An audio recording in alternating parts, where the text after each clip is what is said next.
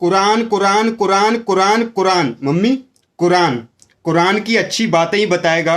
कभी बेकार बातें जो कुरान में लिखी हैं वो भी बता दे। मम्मी आपको पता है हमने कुरान के लिए जो वीडियो बनाई थी ना, उसमें बहुत सारे ऐसे कमेंट आए कि कुरान की बेकार बातें भी बता दिया कर कभी कभी। तो भाई जो कुरान में लिखा वो मैंने आपको बताया, और मम्मी शायद कुछ भी गलत मैंने नहीं बताया। जैसे कि आपको बोला था कि कुरान में लिखा है कि माँ के पैरों के नीचे जन्नत होती है।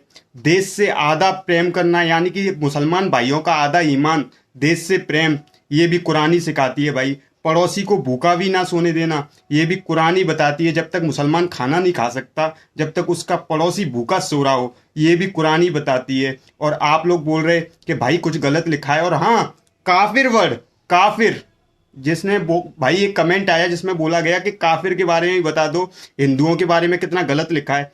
तो भाई काफिर वर्ड किसी हिंदू को गलत ठहराने के लिए, मारने के लिए, काटने के लिए नहीं है।